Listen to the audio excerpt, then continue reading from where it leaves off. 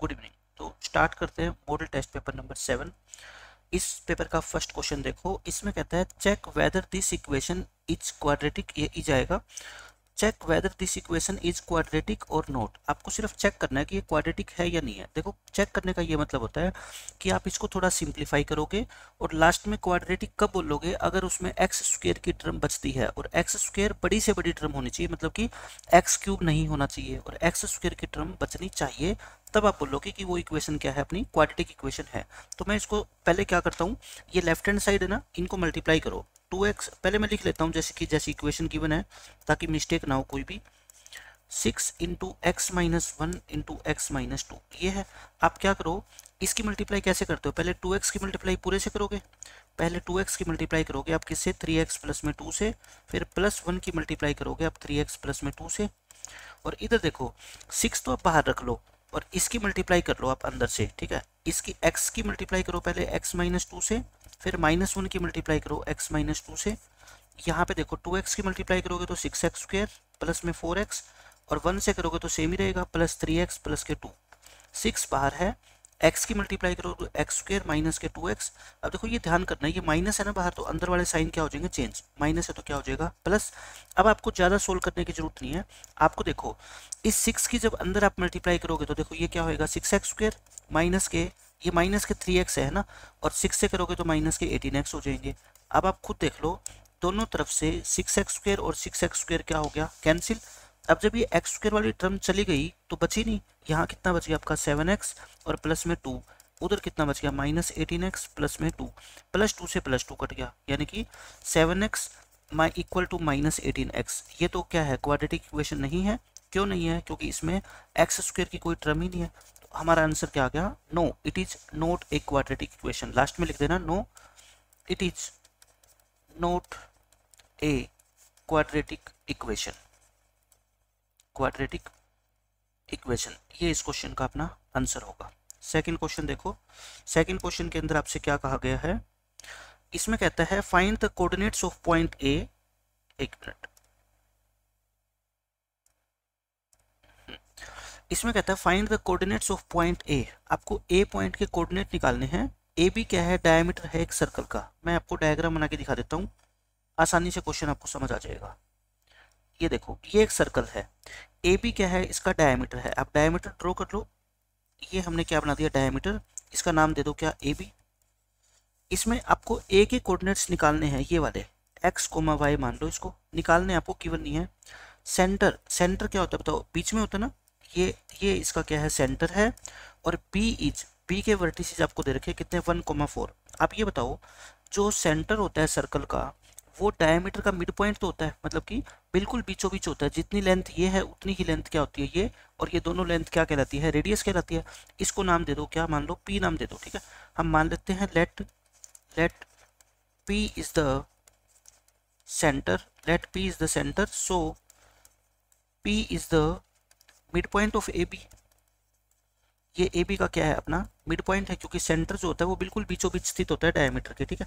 अब हम क्या करते हैं, मिड पॉइंट फॉर्मूला लगाएंगे। देखो इसमें यूज तो 1 पॉइंट फॉर्मूला होगा, मिड पॉइंट फॉर्मूला, लेकिन बच्चे कई बार क्या करते हैं, वो डायरेक्ट इन दोनों पॉइंट का मिड पॉइंट निकाल देते हैं। किसका, इसका और इसका। बताओ आपको मिड पॉइंट थोड़े निकालना है, मिड पॉइंट तो क्या होता है, सेंटर। सेंटर तो आपको क्वेश्चन में गिवन है, तो मिड पॉइंट क्यों निकालोगे।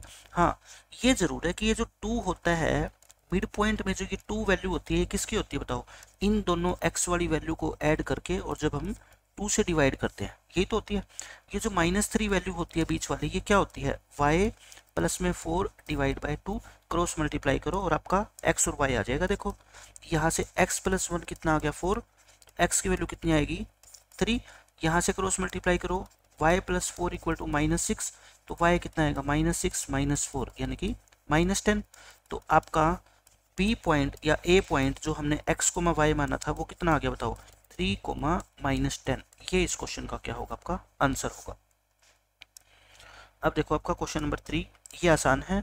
साइन ए की वैल्यू गिवन है और आपको निकालनी क्या है, tan a। बस इस क्वेश्चन के अंदर आपको सावधानी ये बरतनी है कि बच्चे गलती से इसमें राइट ट्रायंगल की तीसरी साइड निकालने में मिस्टेक कर सकते हैं, वो मैं बताऊंगा कहाँ पे करेंगे।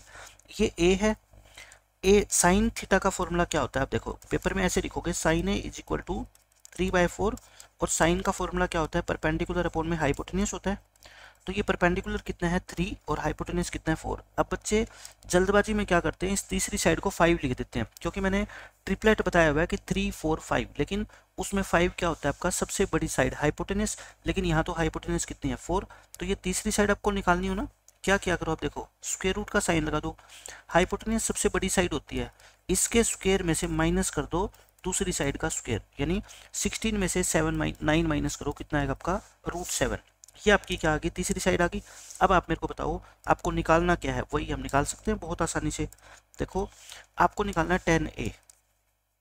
10a का फॉर्मूला क्या होता है, परपेंडिकुलर अपॉन बेस, यानी कि 3 डिवाइड बाय √7। और ये इस क्वेश्चन का क्या आ गया, आंसर आ गया। बिल्कुल आसान क्वेश्चन था।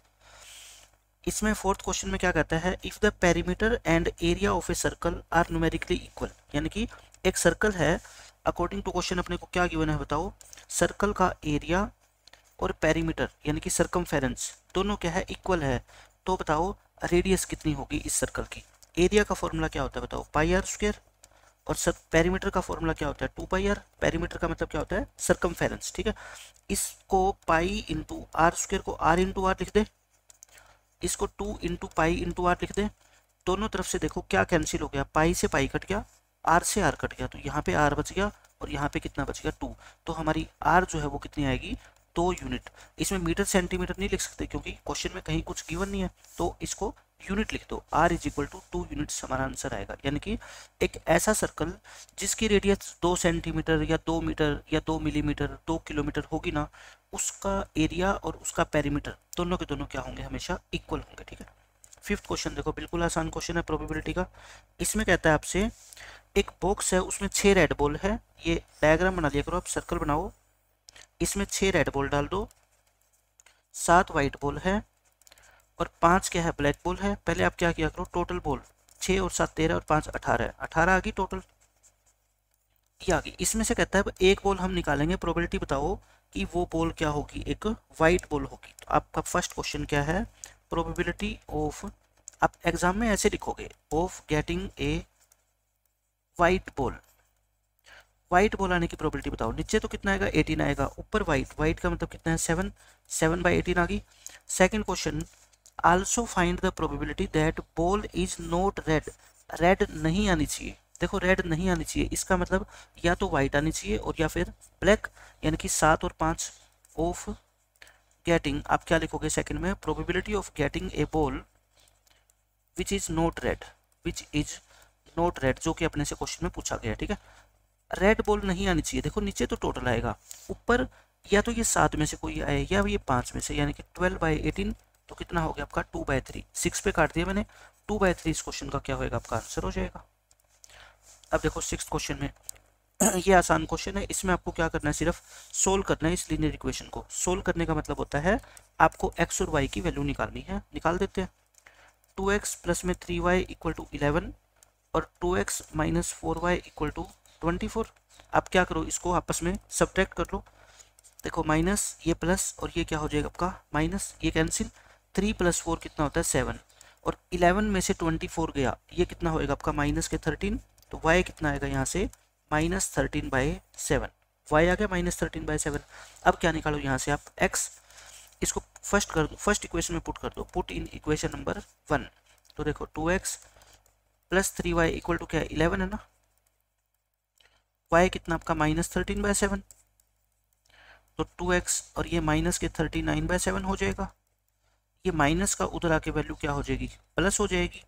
और इसका क्या ले लो आप, एलसीएम ले लो 7, 77 प्लस में 39, तो ये आपका 116/7 आ गया और 2 नीचे चला जाएगा। तो x कितना आएगा बताओ 116/7 और 2 को नीचे भेज दो, तो ये डिवाइड होके 58 पे कटेगा, तो ये कितना आएगा आपका 58/7। तो x ये आ गया अपना और y हमने ये निकाल ही दिया था, ये अपने इस क्वेश्चन का आंसर आ गया, ठीक है। लेकिन इस क्वेश्चन के अंदर एक मिस्टेक कर रखी है, यहाँ पे माइनस का 24 होना चाहिए, ठीक है, तब इसका आंसर आसान आएगा। बट अगर एग्जाम में ये क्वेश्चन आ गया तो आप रट्टे मत मारना कि आंसर हमारे को याद है, आंसर आपको फिर यही निकालना है, ये x का आंसर है और ये क्या है y का आंसर, यानी कि क्वेश्चन के हिसाब से इसका करेक्ट आंसर ये है जो मैंने निकाल के दिखाया है। लेकिन आपकी टेक्स्ट बुक के अंदर जो ये क्वेश्चन है वहाँ पे माइनस का 24 गिवन है, उससे ये क्वेश्चन क्या होता है आपका बस आसान हो जाता। लेकिन एग्जाम में अगर ये क्वेश्चन आएगा तो आप इसी तरह से सोल्व करोगे।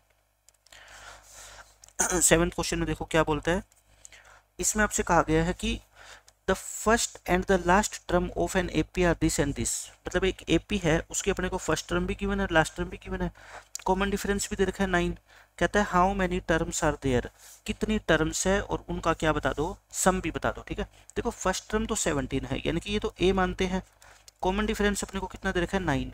लास्ट टर्म का मतलब क्या होता है भाई, आप इसको ये मान लो कि ये टी एन है ना, लेट कर लो। लास्ट टर्म को हम हमेशा ही क्या मानते आए हैं, टी एन मानते आए हैं, और इससे आप क्या निकाल लेंगे, एन की वैल्यू निकाल लेंगे। टी एन का फॉर्मूला होता है A plus N minus one into D. A कितना है 17, एन माइनस वन, डी कितना है 9। पहले क्या करोगे, इस 17 को उधर लेके आके माइनस करोगे तो कितना बचेगा, 333 बचेगा। फिर 9 से क्या करोगे, इसको डिवाइड करोगे, 9 3 जा और 9 7 जा, फिर n वहाँ आके एक प्लस हो जाएगा, n की वैल्यू कितनी आएगी 38। तो यानी कि इस एपी में कितनी टर्म है बताओ, सो हम लिखेंगे so there are 38 terms in this AP. एक क्वेश्चन तो हमारा हो गया खत्म। अब लास्ट में पूछा है एंड फाइंड देयर सम, और अब अपने को सम भी निकालना है। आप ये बताओ कि एस एन का फॉर्मूला क्या होता है, एस एन का n/2 इंटू ए प्लस एल होता है। अच्छा n तो कितना है बताओ आपका 38 है ना, नंबर ऑफ टर्म कितनी है 38, तो 38/2। अच्छा फर्स्ट टर्म कितनी 17, और लास्ट टर्म क्वेश्चन में गिवन तो है कितनी है 350, तो बस आपका आंसर आएगा 19 इंटू में 367, इनकी मल्टीप्लाई कर लेना, ये आपके इस क्वेश्चन का क्या है आंसर आ जाएगा। 8th क्वेश्चन में देखो क्या कहते हैं, दो पोल है यानी कि दो खंबे हैं, एक की हाइट 6 है एक की 12 मीटर है, वो एक ग्राउंड के ऊपर खड़े हैं। तो आप क्या करो, डायग्राम बना लो। कल भी हमने एक ऐसा क्वेश्चन किया था, आसान सा होता है ये क्वेश्चन। एक की हाइट कितनी है देखो 6, और एक की हाइट कितनी है 12, ये होगी, और ये हाइट कितनी आपकी 6 है, और ये पूरी हाइट यहाँ से लेके यहाँ तक ये कितनी है आपकी 12 है। और if the distance between the feet of these two pole, यानी कि इनके जो पाँव है ना, इनका जो नीचे वाला हिस्सा है ये वाला इनके बीच की जो डिस्टेंस है ये कितनी है बताओ 8 है। तो डिस्टेंस बिटवीन देयर टॉप का मतलब इस टावर का या इस पोल का टॉप ये है, इस पोल का टॉप ये है, इनके बीच की डिस्टेंस यानी कि ये ब्लैक वाली लाइन ये आपको निकालनी है। ठीक है, तो आप क्या करोगे, बहुत आसान हो गया क्वेश्चन। देखो ये 6 है तो ये भी कितनी होगी आपकी 6, यहाँ से लेके यहाँ तक। ठीक है, ये 8 है तो ये भी कितनी होगी 8। अच्छा ये पूरी 12 थी तो ये कितनी बच गई 12 माइनस 6 यानी कि 6। अब आप मेरे को खुद ही बता दो, ये 6 है ये 8 है, ये एंगल 90 डिग्री का होता है, तो पाइथागोरस थ्योरम से ये साइड कितनी होगी 10 मीटर हो जाएगी। सो आंसर कितना आएगा आपका 10 मीटर। मैंने आंसर निकाल दिया, लिखना क्या क्या है लास्ट पेपर के अंदर मैंने सेम क्वेश्चन करवाया है वो आप लिख लेना। ठीक है, पहले तो क्या करोगे, देखो सबको नाम दोगे, आप नाम दे देना ABCD और E। पहले आप क्या करोगे, लेट एक टावर का नाम क्या है ED और दूसरे का नाम क्या है बताओ A से लेके C आर 2 पोल्स, ये 2 पोल है, और सच दैट ED क्या है आपकी बताओ 6 मीटर है, और AC कितनी है आपकी 12 मीटर है, ये हो गया। ठीक है, एंड और D से लेके C यानी कि इन दोनों के बीच की डिस्टेंस कितनी है 8 मीटर। नाउ अब आप क्या लिखोगे, आपको सब कुछ लिखना है। आपने BC निकाली, BC कितना होगा बताओ, BC किसके इक्वल है ED के इक्वल है यानी कि 6 है। सो फिर आपने ऊपर वाली डिस्टेंस AB निकाली थी, वो कैसे निकाली थी 12 में से 6 माइनस किया था और कितना आया था 6। ठीक है, बस अब इसके बाद ये लिखोगे इन ट्रायंगल ABE आपका बताओ AE स्क्वायर क्या होता है, निकालना है ना AE स्क्वायर, ये होता है 6 का स्क्वायर प्लस में 8 का स्क्वायर यानी कि 100। दैट इम्प्लाइज AE कितना आएगा आपका 10 आएगा। ये तो वही बात होगी कि एक राइट ट्रायंगल की आपको 2 साइड गिवन है और तीसरी साइड आपको निकालनी है, चाहे इसको AE निकाल लो या फिर X नाम देके निकाल लो। ठीक है, एक ही बात है, आना कितना है इसका आंसर 10 आएगा। ठीक है, अब देखो ये बिल्कुल आसान क्वेश्चन है, इसमें आपको ये शेडेड एरिया निकालना है। तो बहुत बार करवा चुका हूँ ऐसा क्वेश्चन में आपको। आप बड़े सेक्टर के एरिया में से छोटे सेक्टर का एरिया क्या कर दो, माइनस कर दो। तो सॉल्यूशन में क्या करोगे बताओ, शेडेड एरिया क्या होता है आपका, एरिया ऑफ लार्जर सेक्टर। लिखना आपको सब कुछ है पेपर में, देखो area of larger sector minus area of smaller sector. Larger में से स्मॉलर सेक्टर का एरिया माइनस कर दो, एंगल सेम रहता है, बस रेडियस क्या हो जाएगी आपकी चेंज। रेडियस क्या क्या है देखो, तो कॉन्सेंट्रिक सर्कल है ये, एक की रेडियस 7 है और एक की रेडियस कितनी है 14 है। तो बड़े वाले की 14 होगी, छोटे वाले की कितनी होगी 7 होगी, ऑब्वियस है ये। तो फॉर्मूला क्या होता है देखो, पाई आर स्क्वायर थीटा अपॉन 360 होता है। बड़े वाले के लिए मैंने कैपिटल आर वर्ड यूज कर लिया रेडियस के लिए, और छोटे वाले के लिए स्मॉल आर यूज कर देता हूँ मैं। क्यों ऐसा कर रहा हूँ मैं, क्योंकि मैं कॉमन लेना चाहता हूँ इसमें से पाई थीटा अपॉन में 360। मेरे लिए फिर क्वेश्चन क्या हो जाएगा, आसान हो जाएगा। Capital R square minus small R square, pi की वैल्यू पुट कर दो, थीटा कितना है 40 अपॉन 360। अच्छा कैपिटल आर कितनी है बताओ 14, तो 14 का क्या होगा स्क्वायर होगा, ये क्या होगा आपका 7 का स्क्वायर होगा। देखो ये 9 पे कट गया, 22/9 इंटू 7। अच्छा 14 का स्क्वायर होता है 196 और 7 का स्क्वायर होता है 49। तो आपका ये कितना आ गया बताओ अब मेरे को, इक्वल टू 22/7 इंटू 9 और ये आएगा 147। ये काट दो 7 पे और ये 3 पे काट दो, तो 154 डिवाइड बाय 3 सेंटीमीटर स्क्वायर, ये अपना क्या आ जाएगा इस क्वेश्चन का आंसर। तो बिल्कुल आसान क्वेश्चन था ये तो। अब देखो 11th क्वेश्चन, ये इंपॉर्टेंट क्वेश्चन है आपके एग्जाम के लिए, बोर्ड एग्जाम के लिए भी।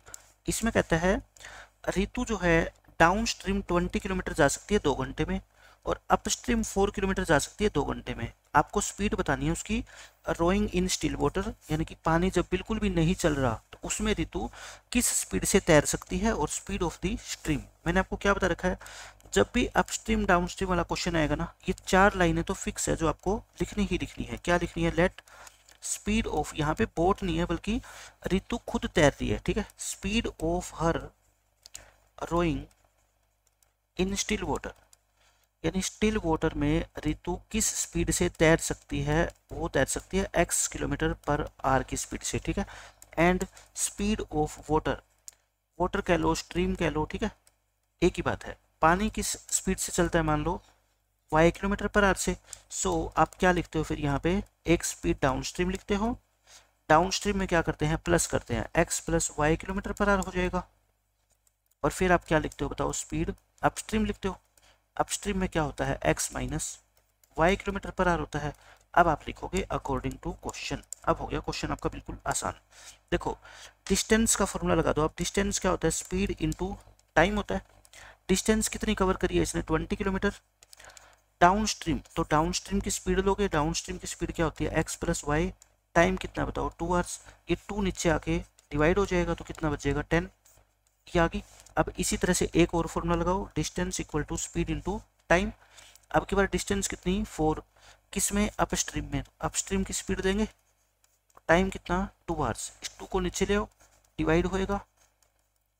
तो बताओ ये 2 इक्वेशन आ गई। अब 2 इक्वेशन आ गई तो कैसे सोल्व करते हैं, x की वैल्यू क्या होती है 10 प्लस में 2 डिवाइड बाय 2 यानी कि 6, और y की वैल्यू क्या होती है 10 माइनस 2 डिवाइड बाय 2 यानी कि 4। तो बस ये 6 क्या आ गई बताओ, speed of her rowing in still water, यानी कि ऋतु स्टिल वाटर के अंदर 6 किलोमीटर पर आवर की स्पीड से तैर सकती है, ठीक है। ये आपका आंसर आ गया, ठीक है। एंड स्पीड ऑफ स्ट्रीम बतानी है आपको, स्पीड ऑफ स्ट्रीम आपने क्या माना था y माना था ना, तो कितनी आ गई आपकी 4 किलोमीटर पर आवर। तो 5 नंबर का क्वेश्चन है। इस तरीके से आपको एक एक लाइन को अच्छे तरीके से लिखना है। अब इसका देखो सेकंड पार्ट इस क्वेश्चन का क्या कहता है आपसे, आपको 2 नंबर बताने हैं, जिनको ऐड करें तो 27 आए और जिनको मल्टीप्लाई करें तो कितने आए 182। प्रोडक्ट कितनी है 182। अब लेट कर लो, देखो एडिशन से हम हेल्प लेते हैं। 2 नंबर का सम अगर 27 है, उनमें से एक नंबर को आपने x मान लिया, तो सेकंड नंबर क्या होगा बताओ 27 माइनस एक्स होगा ना।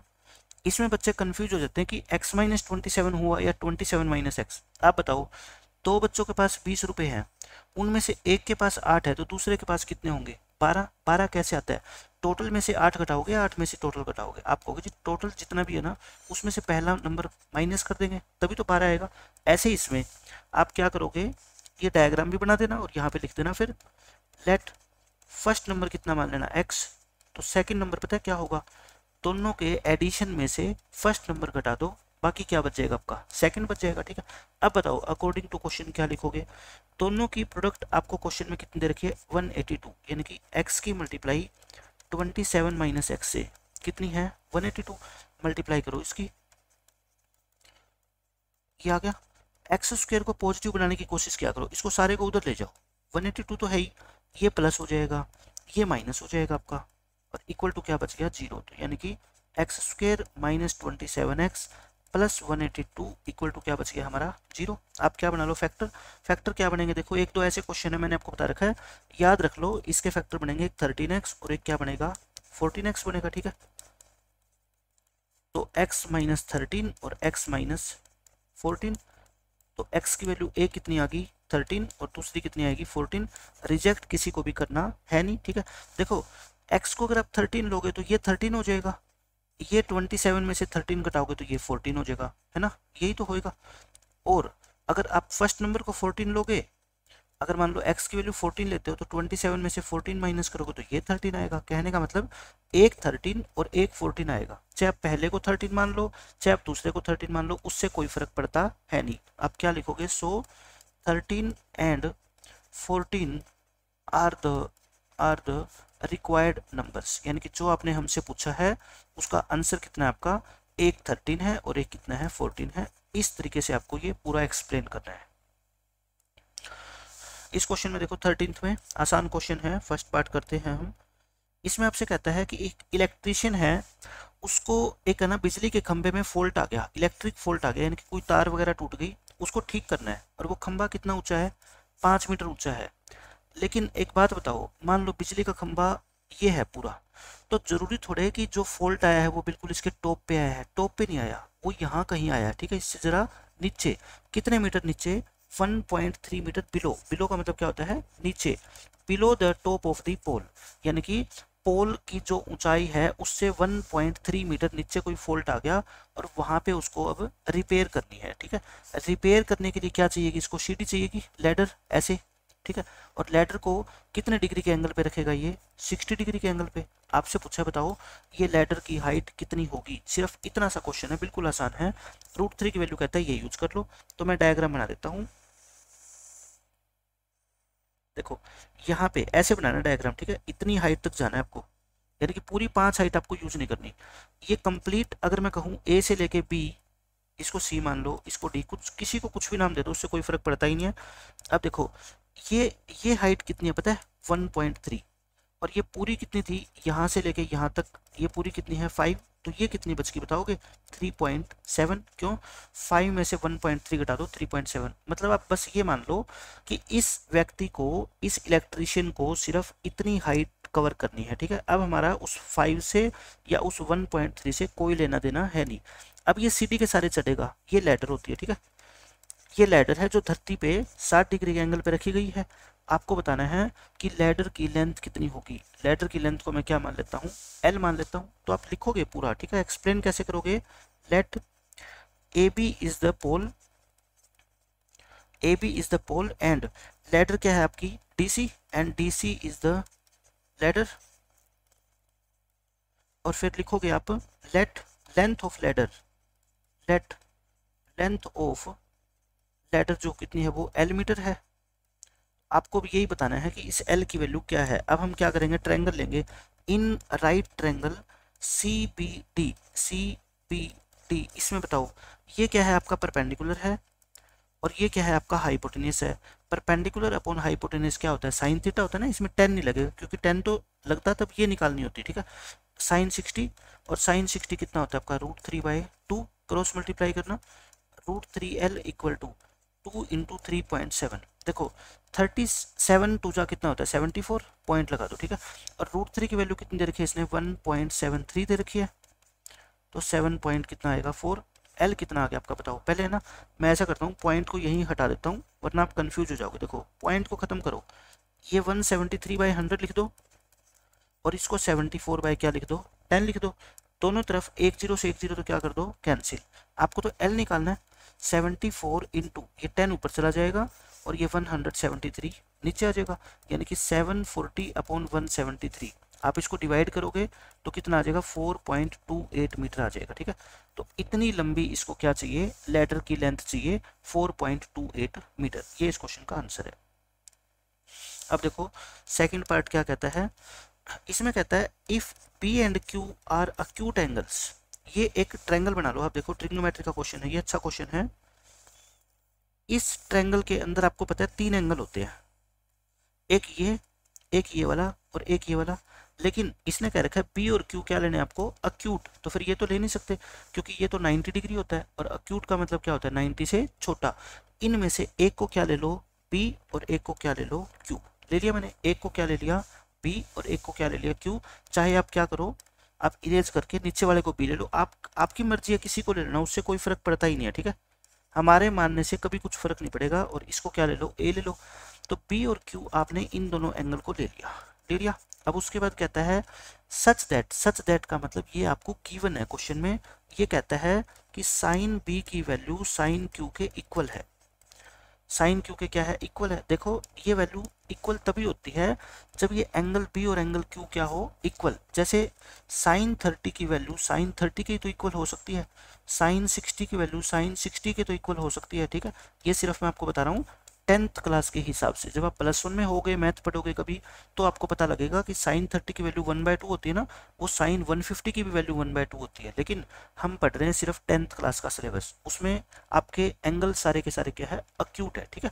तो साइन बी और साइन क्यू क्या है, इक्वल है। प्रूव करना है एंगल बी और एंगल क्यू भी क्या होंगे, इक्वल होंगे। देखने से तो लग रहा है, लेकिन प्रूव कैसे करेंगे पेपर के अंदर मैं आपको ये बताता हूँ। आप ये बताओ साइन थीटा का फॉर्मूला क्या होता है, परपेंडिकुलर अपॉन हाइपोटेन्यूस होता है। लेकिन एक बात बहुत अच्छे से मेरी ध्यान रखना, अगर आप बी के ऊपर निकाल रहे हो तो बी के सामने वाली साइड को हम क्या मानेंगे बताओ, परपेंडिकुलर मानेंगे। और हाइपोटेन्यूस तो ये फिक्स होता है, ठीक है। तो बताओ ये परपेंडिकुलर कितना हो गया, ए क्यू, और हाइपोटेन्यूस तो कितना है, बी क्यू है ही। लेकिन अब यहाँ पे बच्चे गलती करेंगे, साइन क्यू। अब मैं ना एक दूसरा डायग्राम बना के दिखाता हूँ आपको छोटा सा। ये क्या था बी, और ये क्या था क्यू, और ये क्या था आपका ए। अब आप मेरे को बताओ, आप साइन क्यू की वैल्यू निकालना चाहते हो, क्यू तो ये है, तो इसके सामने वाली साइड को क्या मानेंगे, परपेंडिकुलर, और इसको क्या मानेंगे, हाइपोटेन्यूस, ठीक है। तो बताओ परपेंडिकुलर कितना हो गया, ए बी, और हाइपोटेन्यूस कितना हो गया, बी क्यू। ये दोनों चीजें क्या होगी आपकी, इक्वल होगी। दोनों तरफ से बी क्यू और बी क्यू कट गया, ए क्यू किसके इक्वल आ गया, ए बी के। अब आप देखना डायग्राम के अंदर इस ट्रायंगल में ए क्यू कौन सी नजर आ रही है आपको, ए से लेके क्यू यानी कि ये, और बी से लेके क्यू ये नजर आ रही है। आपने छोटी क्लासों में कभी एक ट्रायंगल में प्रॉपर्टी पढ़ी होगी, मैं लिखवा देता हूँ यहाँ पे। ये मान लो ट्रायंगल है, एक एंगल मान लो इसका कितना है, बी है, और एक एंगल क्या है, क्यू है। अगर इन दोनों के अपोजिट वाली साइड, यानी कि बी के अपोजिट में जो साइड है और क्यू के अपोजिट में जो साइड है, अगर ये दोनों साइड इक्वल है ना, तो फिर ये एंगल भी क्या होते हैं, इक्वल होते हैं। दैट इंप्लाइज ए क्यू के सामने कौन सा एंगल है, बी, और ए बी के सामने कौन सा एंगल है, देखो ए बी के सामने है एंगल क्यू। ये दोनों क्या है आपके, इक्वल है। और यही इस क्वेश्चन में आपको प्रूव करना था। ब्रैकेट में बस लिखोगे ये क्यों इक्वल है, because angles opposite to equal sides are also equal। कहने का मतलब ये है, एक ट्रायंगल के अंदर दो इक्वल साइड है, उनके ओपोजिट में जो एंगल होते हैं वो भी आपस में क्या होते हैं, इक्वल होते हैं। ये इसको इंग्लिश में लिखना है, मैं बस आपको angles opposite to equal sides are also equal, और ये आपको प्रूव करना था। तो ये आपका 5 नंबर का क्वेश्चन कंप्लीट हो गया। अब देखो अपने स्टार्ट होते हैं ऑब्जेक्टिव क्वेश्चन। ऑब्जेक्टिव आपको पता है बहुत आसान होते हैं।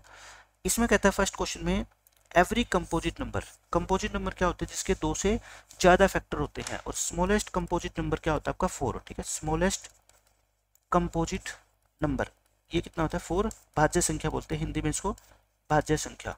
स्मॉलेस्ट प्राइम नंबर कितना होता है 2, और स्मॉलेस्ट कंपोजिट नंबर कितना होता है 4।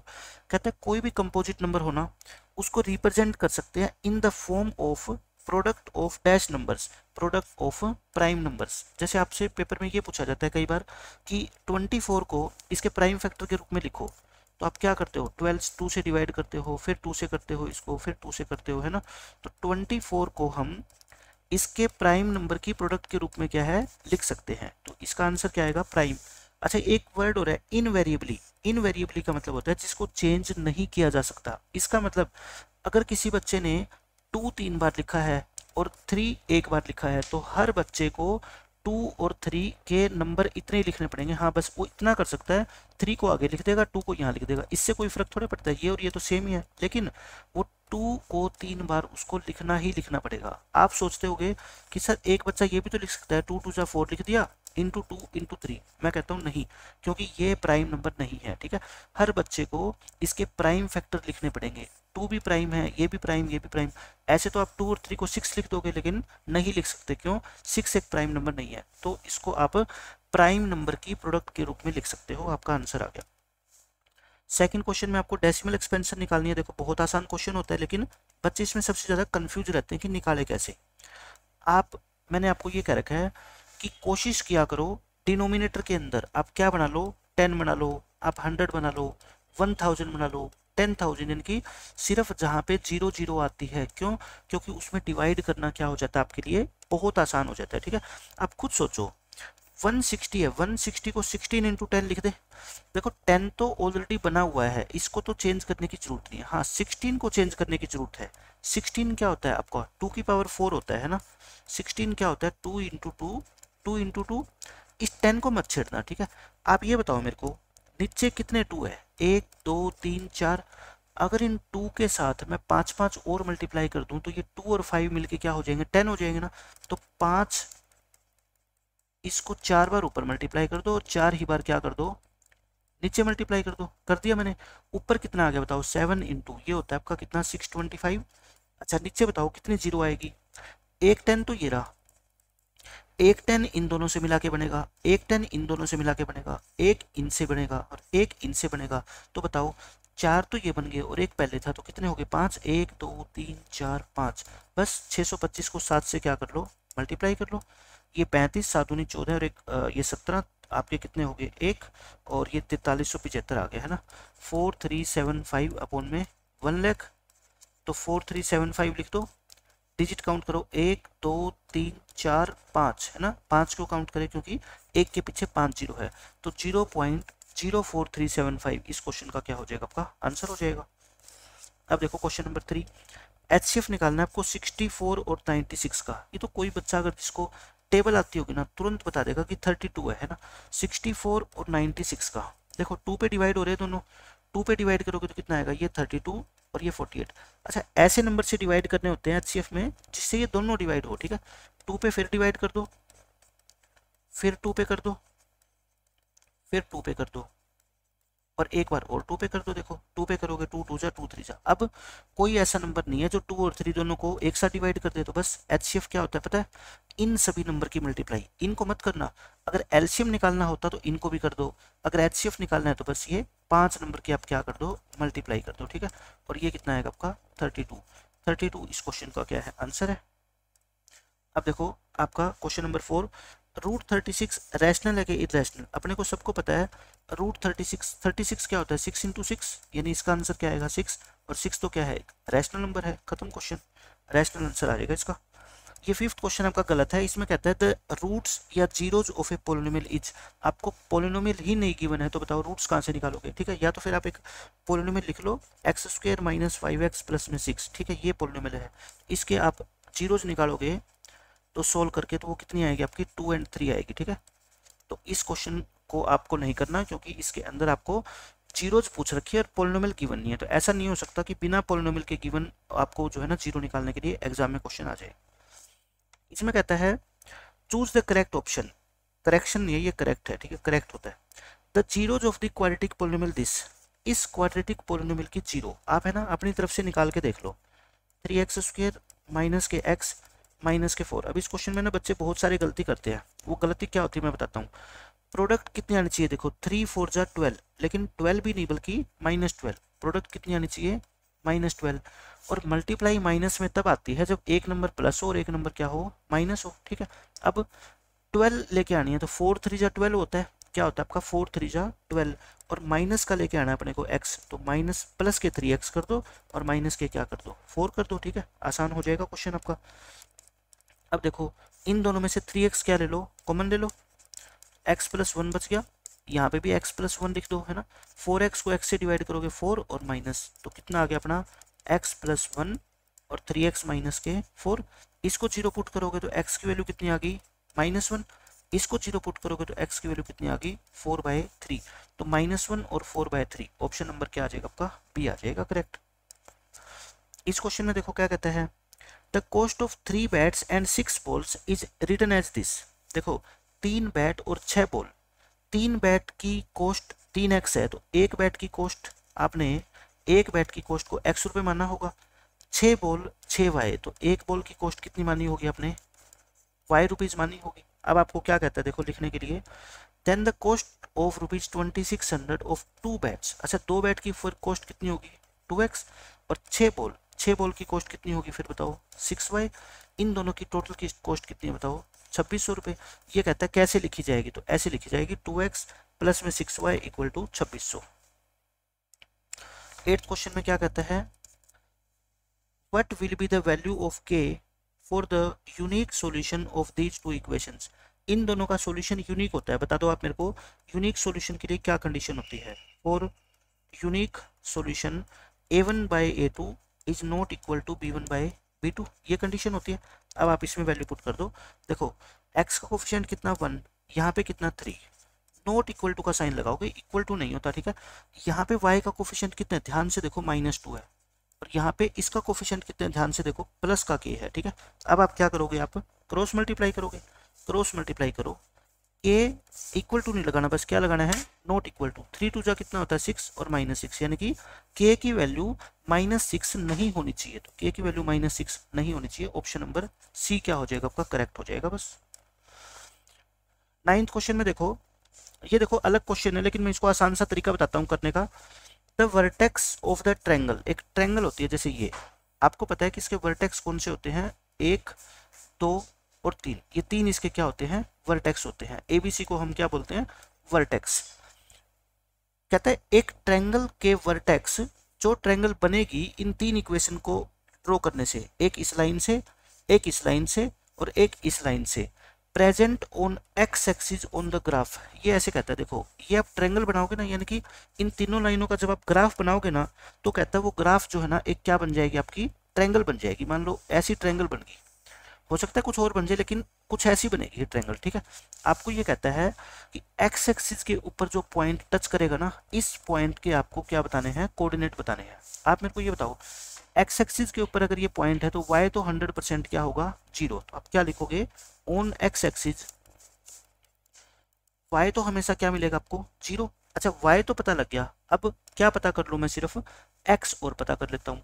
y अगर पता लग गया और आपको x पता करना है, तो ये जो 2 इक्वेशन दे रखी है ना, एक ये वाली और एक ये वाली, इन दोनों में से किसी भी एक इक्वेशन में पुट कर दो क्या y को 0। देखो इक्वेशन क्या है, x plus y equal to 5, इसमें पुट कर दो आप y को कितना 0, तो x की वैल्यू कितनी आ जाएगी बताओ मेरे को 5। तो ये पॉइंट कितना आ गया बताओ p, आपका 5,0 आ गया ना, जो आपका क्या आ गया 5,0। इस क्वेश्चन का आंसर कितना आएगा आपका 5,0 आएगा, ठीक है। क्योंकि x एक्सिस पे पूछा है, x एक्सिस पे y तो कितना होता है 0, और इस इक्वेशन में आप y को 0 पुट करोगे तो x कितना आएगा आपका 5 आ जाएगा, बस खत्म क्वेश्चन। इसमें कहता है the product of 2 roots of the quadratic equation. अच्छा प्रोडक्ट ऑफ रूट्स पूछिए, तो प्रोडक्ट का फॉर्मूला क्या होता है c अपॉन a, c कितना है -5 अपॉन a कितना है 3, -5/3 इस क्वेश्चन का आंसर हो जाएगा। ये क्वेश्चन हम पहले कर चुके हैं कि इस क्वाड्रेटिक इक्वेशन का रूट क्या होगा, ठीक है। इसका क्या होगा x is equal to 2q, क्योंकि अगर हम इसमें x को 2q पुट करेंगे ना, x की जगह आप क्या पुट कर दो 2q पुट कर दो, ये ट्रू आएगा। देखो 4q² -4 2 जा 8q² और प्लस 4q², 4 और 4 कितना होता है 8, 8q² में से 8q² माइनस करोगे तो क्या आएगा आपका 0, और 0 ही लेके आना, ठीक है। इसका रूट कितना होगा आपका x is equal to 2q। 12th question में देखो कौन सी इक्वेशन क्वाड्रेटिक है, तो वही बात जो x² लास्ट में रखे वो क्या होगी क्वाड्रेटिक। मेरे को तो क्लियर दिख रहा है इसमें x² लास्ट में बचेगा, क्यों बचेगा पता है, क्योंकि यहाँ पे 2x² है और यहाँ पे 3x² है, तो कटेंगे तो है नहीं, एक को इधर लेके आओगे तो 3x² में से 2x² गया तो x² तो बचेगा, ये इक्वेशन क्या बचेगी आपकी क्वाड्रेटिक। ये मत कह देना कि ये भी तो x² है सर, लेकिन इसमें x की पावर 3 है हाईएस्ट, ठीक है। सिर्फ x² की टर्म होनी चाहिए, वो इक्वेशन क्या बनेगी आपकी क्वाड्रेटिक बनेगी। इसमें कहता है इस एपी का कॉमन डिफरेंस, देखो आप सब बच्चे जानते हो कि कॉमन डिफरेंस क्या होता है, इस टर्म में से ये टर्म माइनस करते हैं ना, लेकिन अब इसमें रूट में है तो कैसे करेंगे मैं आपको बता देता हूँ। कॉमन डिफरेंस क्या होता है आपका, √8 में से √2 माइनस करोगे। कई बच्चे इसको पता है क्या कर देते हैं, 8 में से 2 माइनस करके √6 आंसर लिख देते हैं, ऐसे नहीं होती, ठीक है। माइनस आप √8 को सोल्व करो, √8 क्या होता है बताओ, 2 × 2 × 2 लिख सकते हैं इसको, एक 2 बाहर आएगा यानी कि 2√2 आ गया। 2√2 में से √2 क्या करोगे आप माइनस। अब यहाँ पे बच्चे क्या गलती करते हैं, √2 से √2 काट देते हैं, आंसर क्या आ जाता है 2 आ जाता है। ठीक है, ऐसे थोड़े करता है। आप मेरे को ये बताओ 2x में से x जब आप माइनस करते हो तो क्या ऐसे करते हो कि आंसर कितना आ गया 2, ये तो गलत है ना। आप कहते हो जी 2x में से x माइनस करते हैं, x तो सेम रखते हैं, ये जो 2 और 1 आपस में कोफिशिएंट है ना, इनको माइनस कर देते हैं, 2 में से 1 गया तो ये भी तो सेम ही कहानी है। ठीक है, यहाँ पे x की जगह बस √2 है, तो 2 में से 1 गया कितना 1, 1√2, और 1√2 का मतलब क्या होता है √2, तो इसका कॉमन डिफरेंस कितना है एपी का आपका √2 है। ठीक है, इसमें देखो क्या कहता है A12 का मतलब क्या होता है 12th टर्म, और डी भी दे रखा है, ए की वैल्यू निकालनी है। ए का मतलब क्या होता है बताओ फर्स्ट टर्म। आप मेरे को ये बताओ A12 का फॉर्मूला क्या होता है, ए प्लस में 11D होता है, सबको पता है। T12 यानी कि 12th term a plus 11D होती है, कितनी है 37। इसके अंदर आपको डी पुट करना है कितना 3, और ए आ जाएगा बस। फिर डी को आप 3 पुट करोगे तो बताओ a प्लस 33 इक्वल टू 37, ए कितना आ गया 37 माइनस 33 यानी कि 4 इस क्वेश्चन का आंसर है करेक्ट आपका। इस क्वेश्चन में देखो आपको एपी कहता है इन एन एपी ए का मतलब फर्स्ट टर्म T0। अच्छा, ये क्वेश्चन 2-3 मॉडल टेस्ट पेपर में आ चुका। T0 का मतलब ये होता है कि ना तो वो एपी बढ़ रही ना कम हो रही, सारी की सारी टर्म क्या है उसकी कांस्टेंट है, यानी कि सेम है। आप लिख लो स्टार बना के ये point, if d is equal to 0 in any AP, किसी भी एपी की मैं बात कर रहा हूँ जहाँ पे डी क्या हो आपका 0, इसका मतलब वो एपी की टर्म्स जो है ना वो सारी की सारी टर्म्स क्या होती है इक्वल होती है। Then all the terms of that AP are equal, तो उसकी सारी की सारी टर्म क्या होगी इक्वल होगी। तो आप मेरे को ये बताओ पहली टर्म अगर -2 है तो चाहे सेकंड टर्म पूछ ले चाहे 10th टर्म पूछ ले, सारी की सारी टर्म कितनी होगी -2 होगी, क्योंकि ये एपी है। देखो T0 का मतलब होता है कि ना तो टर्म्स बढ़ रही है और ना घट रही है, तभी तो 0 आएगा ना डिफरेंस इसका। ठीक है, फिर 2 नंबर अगर इक्वल होंगे तभी तो इनका डिफरेंस 0 आएगा। एक 3 है तो दूसरा भी क्या होगा 3, एक 4 है तो दूसरा भी क्या होगा 4, एक छोटा होगा और एक बड़ा होगा, तो डिफरेंस तो 0 आ ही नहीं सकता ना। डिफरेंस 0 तभी आ सकता है दो टर्म्स के बीच का जब दोनों की दोनों टर्म क्या हो आपस में इक्वल हो। तो पहली टर्म जितनी होगी उतनी ही दूसरी, उतनी तीसरी, कोई भी टर्म आपसे पूछ ले, ठीक है, आंसर सेम आएगा। नेक्स्ट 2 टर्म लिखनी है, आप देखना। आप ऐसे सोच लो 1 3 5 फिर 7 फिर 9, बस क्या करना है माइनस का साइन लगाना है ना, क्योंकि -3 -5 -7 -9, तो आंसर कितना आएगा -7 एंड -9, आपका ए ऑप्शन ठीक आ जाएगा। तो आज के लेक्चर में हम इतना ही रखते हैं, नेक्स्ट लेक्चर के अंदर जो भी 24 क्वेश्चन बच गए हम वो फिनिश कर लेंगे।